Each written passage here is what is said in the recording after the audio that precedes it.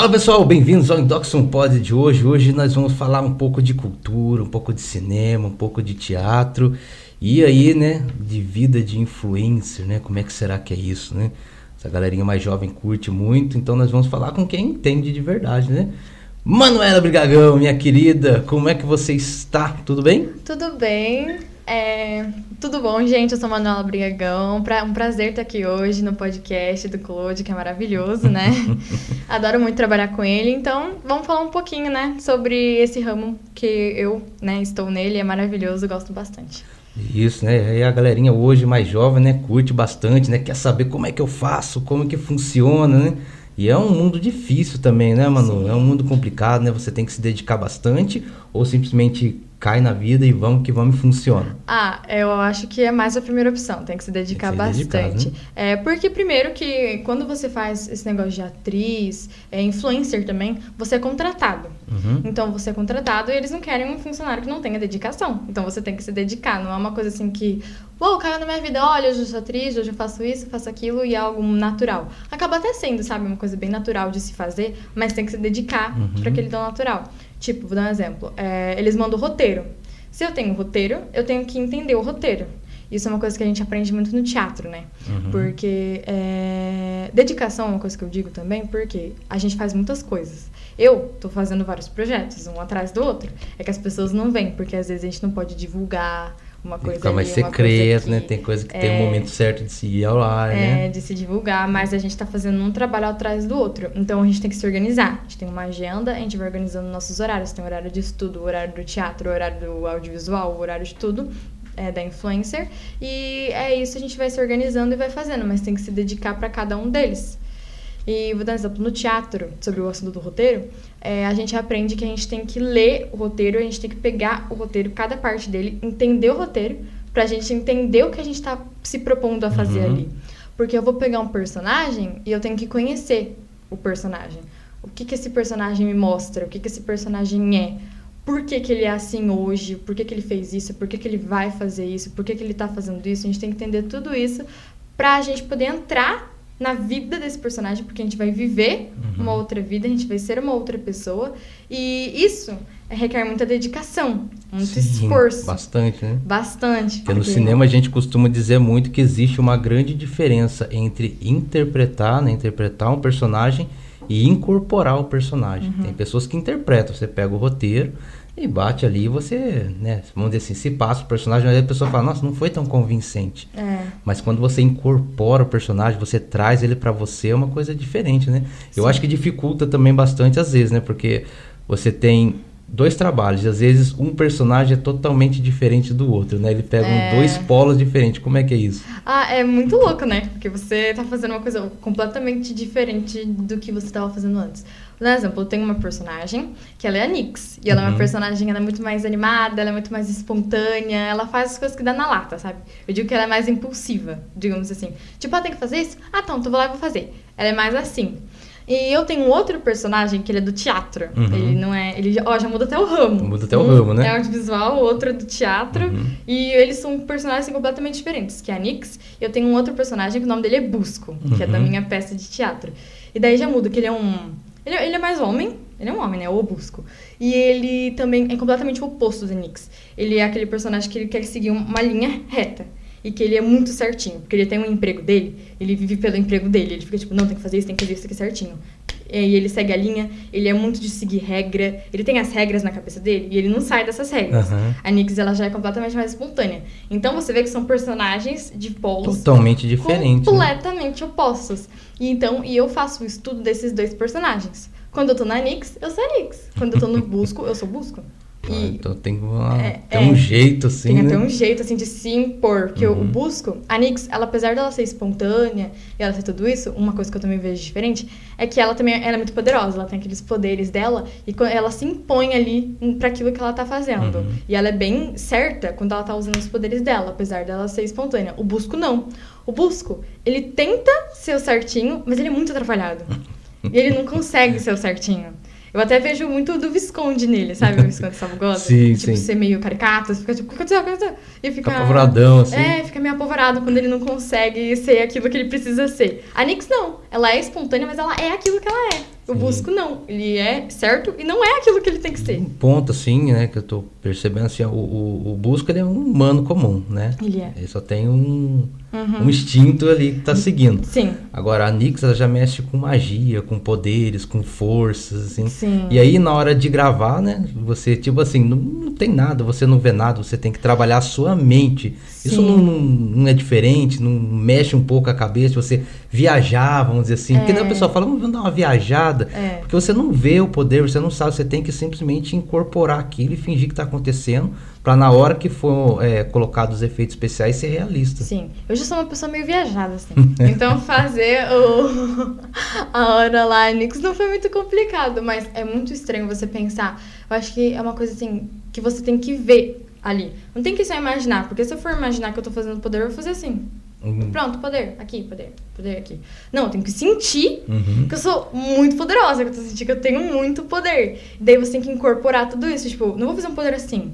Eu vou fazer um poder, tipo, assim, pegar força e fazer e pô, um impacto. Lançamento com vontade, assim, né? Sim, e isso é uma coisa que a gente também aprende no teatro, porque a gente estuda os tipos de corpo. E essa matéria, que a gente chama, é chamada de resistência, que é inclusive do material do Klaus Viana, que o Klaus Viana, ele foi uma pessoa, assim, que explorou muito o corpo no teatro. E eu tô aprendendo isso no corpo lá do teatro, que a gente chama isso aqui de resistência, e chama de tônus. A gente chama de tônus. É que o tônus do teatro é diferente do tônus que a gente conhece da fisioterapia, sabe? Sim. Mas o tônus que a gente chama no teatro é quando a gente coloca mais força. Por exemplo, isso aqui seria um movimento sem tônus. Que é aquele movimento que a gente tá fazendo, mas não interpreta. Normal, assim, né? Um movimento assim, normal. Um movimento com tônus seria isso aqui, tipo... Isso aqui é com tônus. Isso aqui é sem tônus. Ele tem um desenho, assim, né? É um movimento mais desenhado. Assim. E isso que a gente faz lá na hora de fazer a Nix. Porque se for fazer um poder assim, não, é um poder sem tons, é um poder sem desenho. Se for fazer um poder assim, daí ele já tem tons. Começa a fazer, né? Trazer aquela energia, assim. Sim. E quem tá assistindo ali começa a torcer por aquilo também, né? Principalmente quando você faz, assim, um embate de forças, né? O inimigo e o herói, assim. Aí fica aquele negócio. E conforme você vai fortalecendo ali, a pessoa fica, vai. Isso. Até que... E daí você tem que fazer, porque, por exemplo, quando você tá fortalecendo, você tá começando o poder assim. Daí você vai falando, meu Deus, preciso de mais força. Você vem, pô, daí você vai fazendo. E daí tudo isso é com tônus. E tudo isso você tem que ter um preparo antes. Você tem que imaginar aquilo na sua cabeça. E você tem que não só imaginar, porque se eu for só imaginar, não tem o tônus. Eu tenho que sentir e eu tenho que visualizar aquilo acontecendo na minha frente. E é muito louco e é complicado de fazer, sabe? Mas é muito legal, vale muito a pena. E como é que você, tipo, concilia, né? Você vai fazer 15 aninhos ainda aí, né? Como é que você concilia o estudo, né? Você faz cursos por fora, né? Faz outros trabalhos. Como é que você concilia tudo isso com teatro, com cinema, com a vida de influencer? É muito difícil, porque às vezes as pessoas pensam, nossa, ela, né, não deve ligar muito pro estudo, alguma coisa assim, mas você é uma excelente aluna. Como é que você concilia tudo isso? É muito difícil? Assim, é muito complicado. Realmente, é difícil. Mas você tem que ter a sua agenda, é o que eu falo. Tem que ter os seus horários organizados. Então, você tá lá, principalmente semana de prova. Semana de prova é o que eu mais me organizo. Terrível, né? Terrível. Mas, assim, eu tenho o meu horário. Da escola, eu fico das 7 ao meio-dia e 50. Então, nesse horário, é escola. Daí, depois, terça-feira é o meu dia mais corrido. Então, eu vou dar o exemplo da terça-feira. Eu fico do meio-dia e 50 na escola. Daí, depois, 2 horas, eu tenho teatro. Então, eu tenho esse horário pra almoçar, trocar de roupa e ir pro teatro. E daí, eu tenho o meu horário do teatro. Depois, eu volto pra casa, descanso um pouco e vou pro inglês. Depois, eu volto pra casa e faço o que eu tenho que fazer e durmo. É isso meu horário da terça-feira. É o meu dia mais corrido. E eu tenho que ter todos esses horários organizadinhos. Na quarta-feira, é um dia mais tranquilo. Eu tenho teatro, mas assim, escola, volto pra casa, teatro. Vou pro teatro e depois que eu volto pro teatro, eu estudo, eu faço o que eu tenho que fazer pros meus horários. Então, tá tudo muito organizadinho, sabe? Eu não tenho aquele negócio de tipo assim, não vou fazer nada depois de fazer isso. Não, eu tenho coisas pra fazer. Tem todo um cronograma ali, né? Eu tenho um cronograma e eu tenho que seguir esse cronograma pra dar tudo certinho. Porque se eu ficar... Vou dar um exemplo, meu cronograma de segunda. Segunda-feira é o meu dia livre, que eu falo assim. Porque eu vou pra escola e depois eu estudo. Eu faço... estudo roteiro. É isso que eu faço na segunda-feira. É livre, entre aspas. Livre, né? Porque eu faço minhas coisas. Mas assim, é que eu não fico saindo de casa, sabe? Na terça, na segunda. Eu estudo, estudo roteiro, eu faço minhas coisas. E se eu não fizer um dia na segunda-feira, na terça-feira tá tudo corrido, eu não tenho tempo de fazer. É verdade. É uma correria só daí, né? Então eu tenho que fazer aquilo que tá no cronograma. Porque se eu não fizer, ferrou no outro dia. Porque daí eu não tenho mais tempo. Senhora, viu? Mas é importante, eu tenho que seguir muito bem. Daí na semana de prova, eu não tenho gravação. Porque normalmente eu gravo no fim de semana. Porque eu estudo meu roteiro durante a semana e gravo no fim de semana. Mas, quando é semana de prova, eu não gravo no fim de semana. Porque eu tenho que estudar pra prova de segunda-feira, pra prova de terça-feira, tudo no fim de semana. Fazer todo um cronograma mesmo certinho pra não se perder, né? O pessoal aí que é adolescente, aí tá tentando entrar nesse mundo dos influencers, sabe, ó. Fácil não é, né? Não. É bem difícil. Então, pessoal, agora a gente vai dar uma pausinha, daqui a pouco a gente volta mais um pouco com a Manuela aí, falando sobre a vida, né, de ser atriz, né, de ser influencer, hein? Só um minutinho, a gente já volta.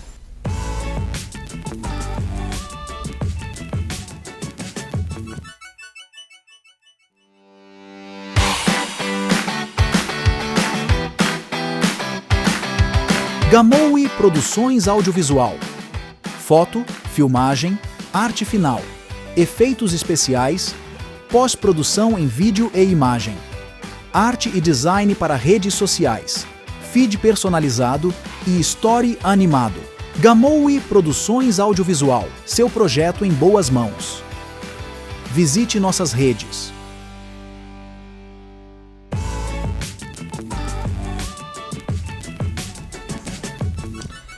É isso aí, pessoal, estamos de volta aqui falando sobre cinema, sobre teatro, sobre influencer. Manuela, diz para nós aí, mas realmente é fácil sim essa vida de influencer para quem tá querendo entrar? Quem tá querendo, agora eu quero tentar ser influencer. Como que funciona? O que acontece? Olha, é muito difícil, é muito difícil. Acham que é fácil, que é só você chegar no lugar, tirar uma fotinha e postar, pronto, já tá tudo certo, o engajamento tá lá, tá todo mundo amando. Não é assim que funciona. Primeiro assim, quando você é influencer, você é contratada. Então você tem que ter a dedicação. Então as empresas vêm atrás de você. Você nunca vai atrás das empresas. Você tá lá postando foto, fazendo seu trabalho, e uma empresa vai lá, olha a sua conta, gosta, fala, quero essa pessoa para divulgar minha marca. Vai lá, manda mensagem e te contrata. Nisso, você vai naquele lugar. Daí você tem que dar uma pesquisada antes, o que eles fazem, o que eu vou divulgar, porque você não pode divulgar uma coisa que seja ruim, você não pode divulgar uma coisa que, sabe, não seja algo bom para as pessoas, e que também que tenha a ver com você. Eu não posso chegar lá e divulgar uma coisa que não tem nada a ver com a pessoa que eu sou. Por exemplo, eu divulgo roupa, divulgo maquiagem, eu divulgo cabelo, divulgo várias coisas que tem a ver comigo. Mas não vou lá e vou começar a divulgar, sei lá, tênis, né? Não, tênis eu divulgo. Basquetebol, alguma coisa desse tipo. Basquete. Por exemplo, vou divulgar um negócio de basquete. Eu jogo basquete? Nem sei jogar. Não faço ideia de como é que eu jogo esse negócio. Vou lá divulgar, não sei como é que é. Daí não faz sentido eu estar divulgando isso. Aí você teria que atuar mesmo assim, eu teria que realmente atuar. Mas, daí eu divulgo produtos que têm a ver com a minha pessoa e produtos de qualidade. E é muito tempo que você leva naquilo.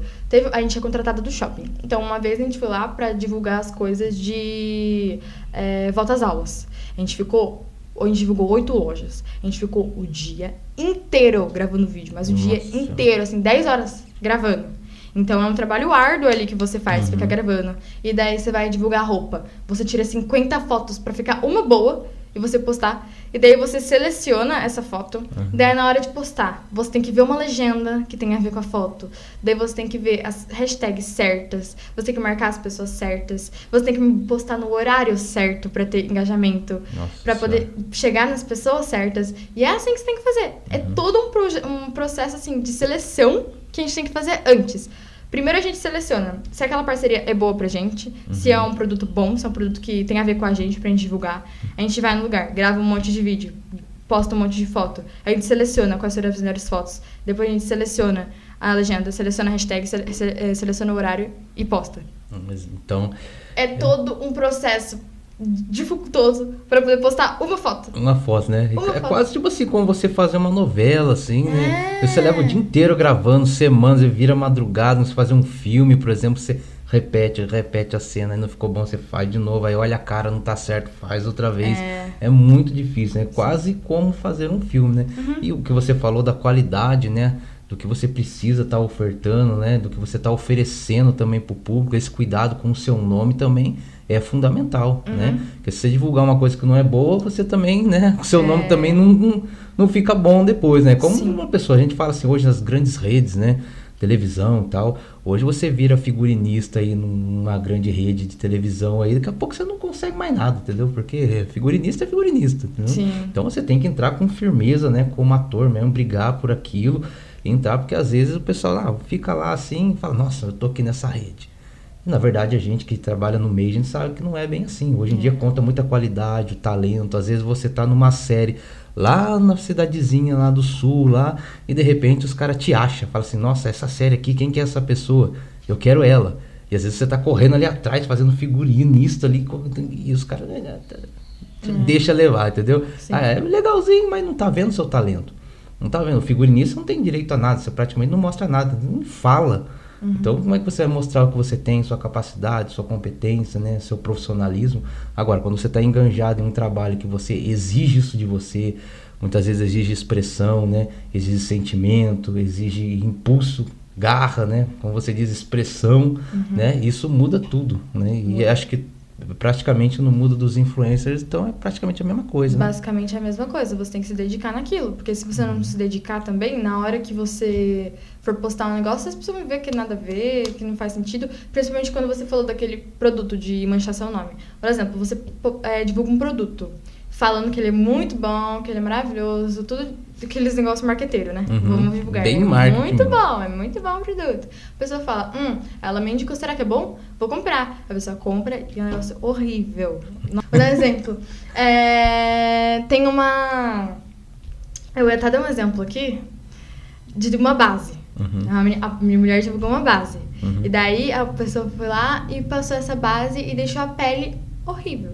E às vezes o negócio é tão ruim que a base nem é boa e ainda craquela e a pele fica ruim depois, dá problema. E isso acaba acontecendo e a pessoa fala, ué, mas ela não disse que era bom o produto? E depois começa aquela onda que a gente chama de hate. O hate é muito complicado, porque as pessoas elas começam a atacar você. Então, elas te atacam e tudo. Tem esse negócio de hate também, né? Por conta daquele negócio que você divulgou, que é ruim. Então. E isso mancha o seu nome, mancha a sua reputação. E o que não é bom. Você tem que ter uma reputação limpinha quando você faz essas coisas. Porque tudo vira motivo pra te atacar na internet. Tudo vira motivo pra te atacar. Qualquer coisinha que você faça é motivo pra te atacar. Então, eu nunca tive problema com hate. Ainda bem, nunca tive problema com hate. Mas muitas pessoas têm. Eu conheço pessoas... Né? Sabe como é que é, né? Eu conheço pessoas que já tiveram muito problema com isso, com os ataques na internet. E tem uma pessoa que administra todas as minhas coisas. A minha conta, o meu direct, eu não tenho autorização pra olhar. Quem faz isso tudo é minha avó, né? Que é a minha assessora. A minha assessora, avó. Isso aí. Ela é minha assessora. E daí ela olha tudo lá. Então, ela lê os comentários, ela vê os directs, e eu não olho essas coisas. Porque se tiver alguma coisa lá, eu não vou ver. Isso aproveitar aqui, né? Mandar um beijo aí pra dona Cristina aí, uma pessoa especial aí, essa avó. Maravilhosa. Chique beijo. Demais. Beijo. Daí, nossa. Essas coisas acabam acontecendo. Como, por exemplo, eu que sou menor de idade.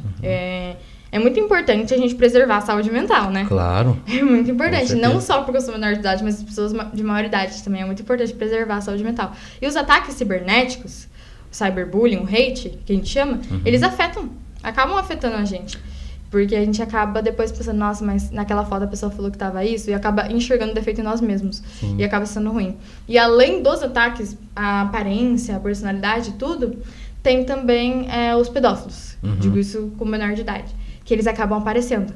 A gente bloqueia muitos por dia, pedófilos, que mandam mensagem no direct. Por isso que eu não posso olhar o direct, não tenho autorização. Porque acaba mandando coisa lá, mensagem, foto, vídeo, é horrível. E manda e a gente acaba bloqueando. De 30 a 20 então contas por dia. Então tem muito disso, desse negócio de um assédio mesmo, assim, pela internet. Pela internet, assim, dessas pessoas? Sim, muito. E já tem no Instagram, né? E é horrível. Daí tem que ficar bloqueando sempre. E antes, você tinha que bloquear, porque a pessoa ela acaba criando várias contas. Se você bloqueia numa, ela vem, cria outra e manda mensagem. Mas, uma função que o Instagram criou que é muito boa, é assim, você bloqueia essa pessoa e depois tem um botão, bloquear essa conta ou bloquear essa conta e todas as outras contas dessa pessoa. Você bloqueia tudo de uma vez. Então e depois, todas as contas que a pessoa tiver, não consegue. Criar depois. E criar depois já tá também. bloqueada. Nossa, isso é uma coisa muito boa, né? Uma questão de segurança do próprio Instagram, né? Que eles mesmo oferecem ali. É muito bom. Daí você já bloqueia tudo de uma vez e pronto, acabou. E o que é uma coisa muito boa. E pedófilo é um assunto muito sério. Porque você vê muitas pessoas, muitas influencers que são menores de idade. E é tudo uma coisa assim que você tem que ter consciência antes de entrar nesse ramo.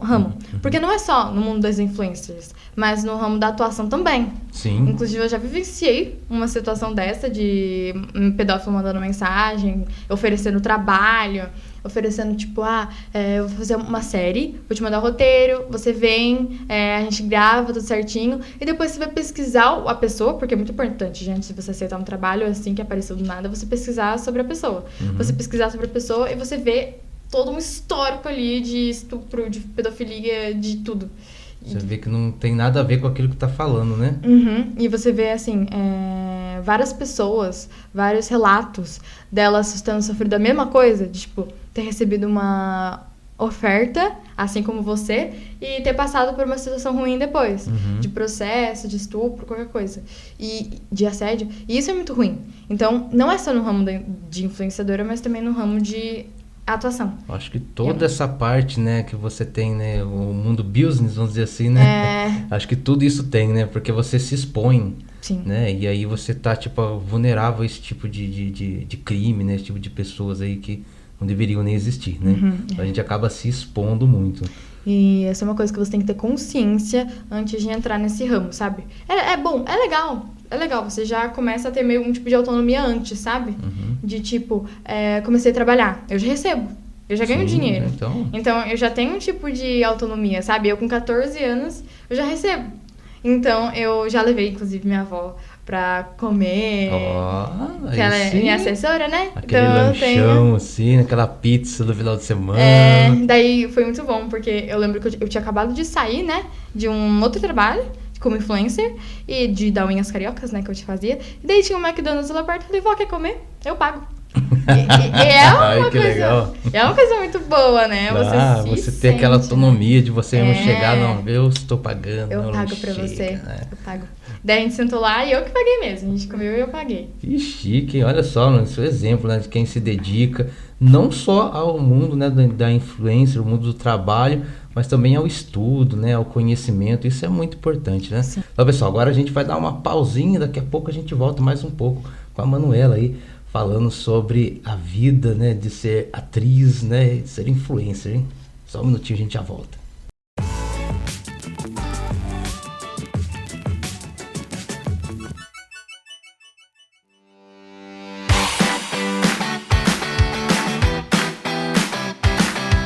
Gamowi Produções Audiovisual.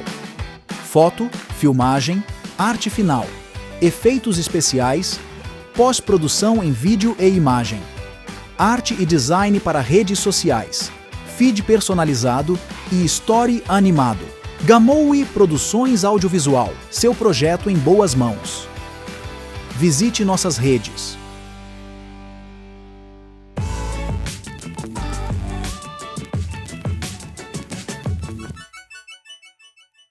Bom, pessoal, estamos aqui de volta, né, com a Manu para falar um pouquinho agora sobre os trabalhos, né, Manu? E aí, fala um pouquinho sobre os trabalhos que você está desenvolvendo, qual é a pretensão aí para esse ano? Já chegamos na metade do ano, e aí? Do meio para o fim do ano, como é que tá aí?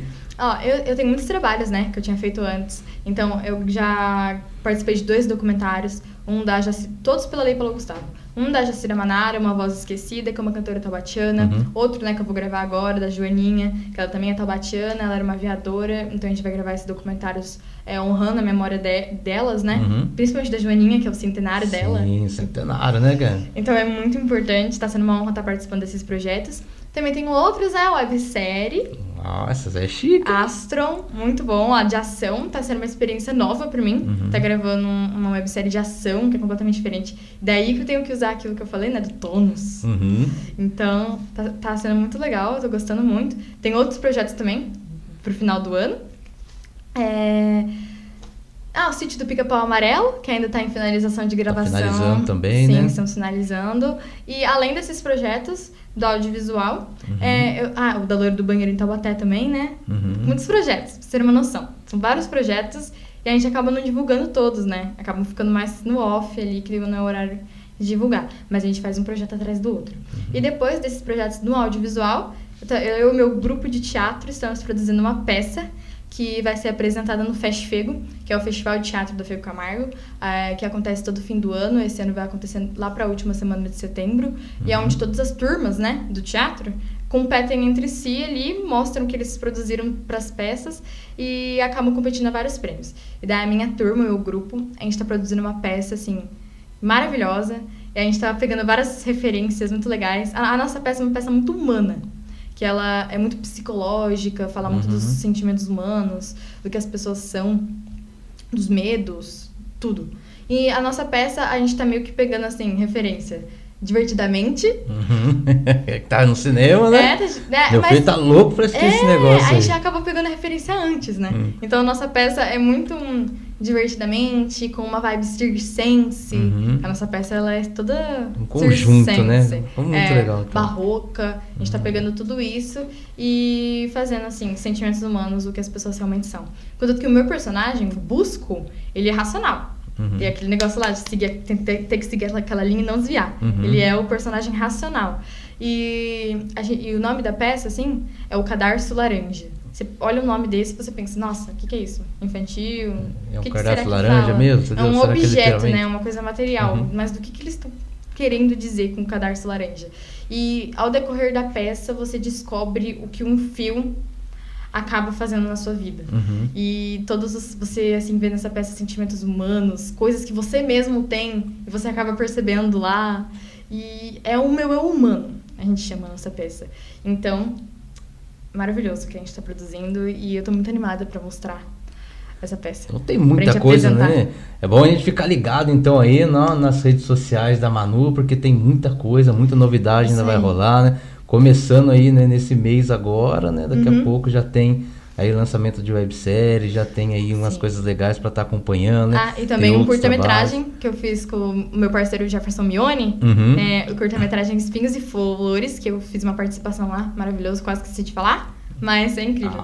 É verdade, né? O Jefferson falou que teve uma participação com ele bacana, olha, Taubaté, São José, né? Agora então interação em Caçapava também, para você ver. O cinema vai longe, né? Vai. Agora, aquela pergunta, né?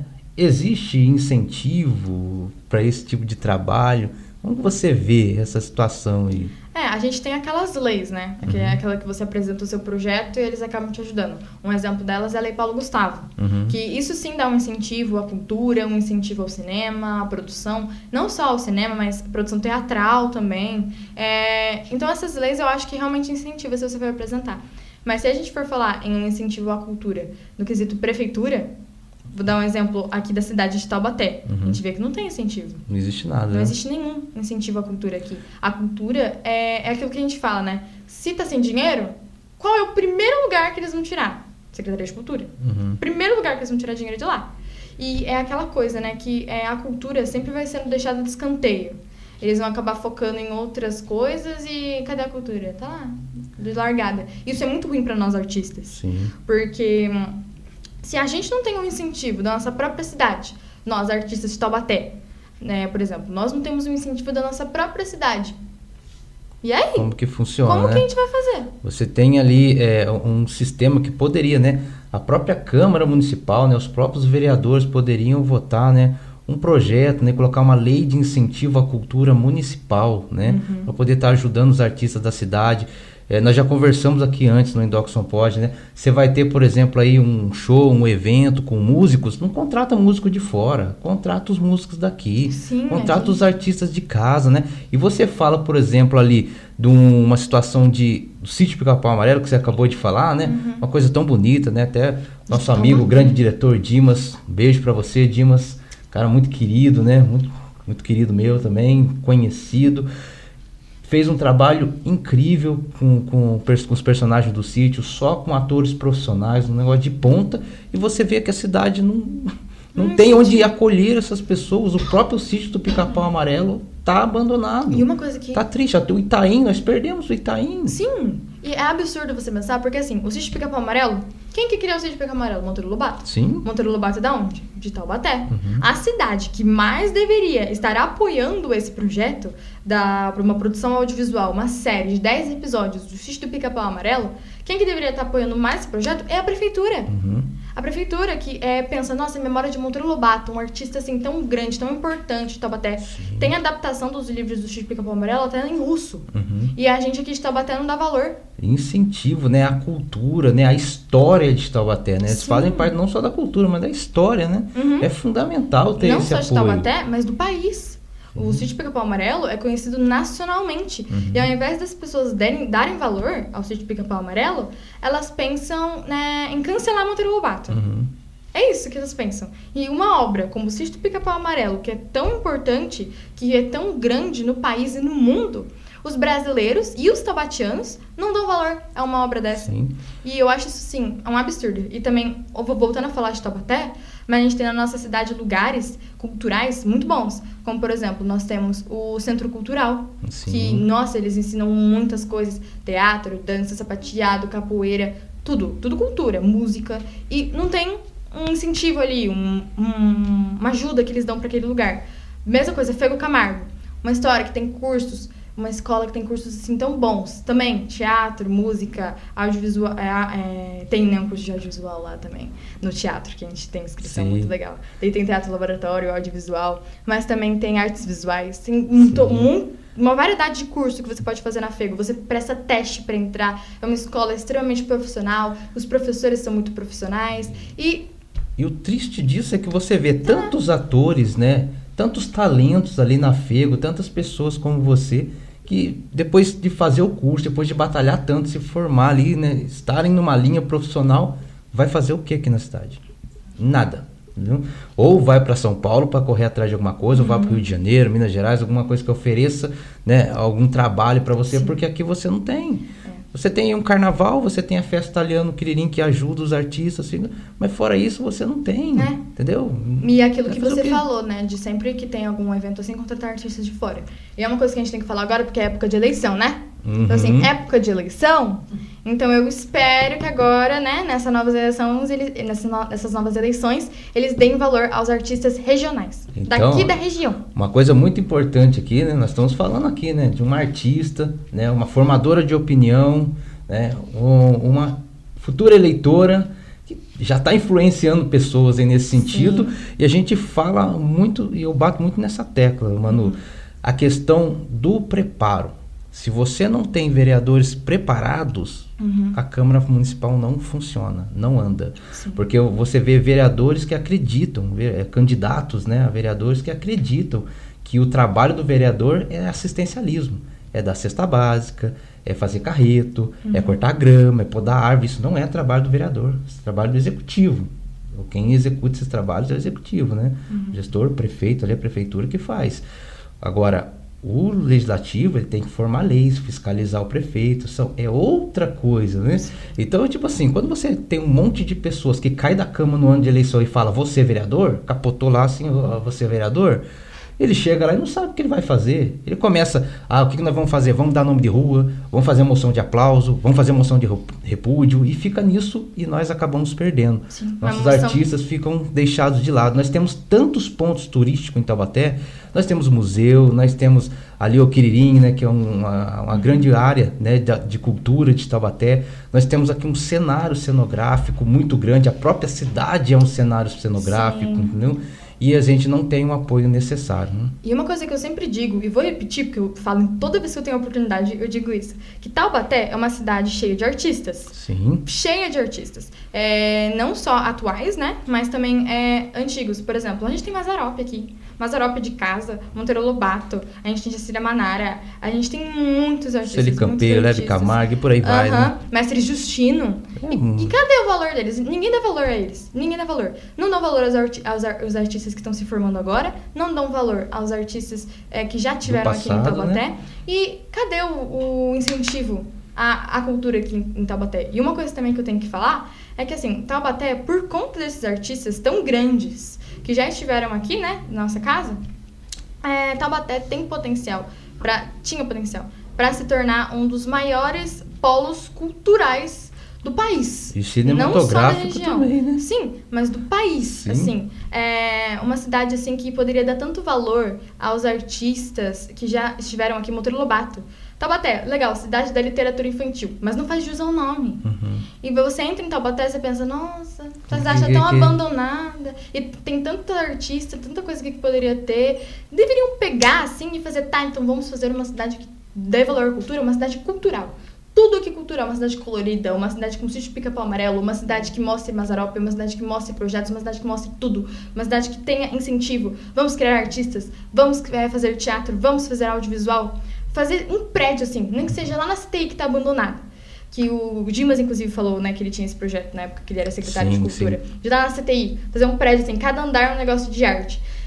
E se Taubaté fosse uma cidade assim, de polo cultural, as pessoas de outras cidades, de outros estados, pensariam, queria fazer faculdade de teatro, fazer faculdade de cinema. Taubaté tem isso, Taubaté tem aquilo, é uma opção. Lá tem um monte de coisa legal que a gente pode fazer. Nós temos aqui, várias faculdades aí, e a única coisa que precisaria realmente é fazer esse incentivo, né, para que venham esses cursos para cá e as pessoas comecem a vir. Sim, né? Lá na Fego Camargo tem curso técnico.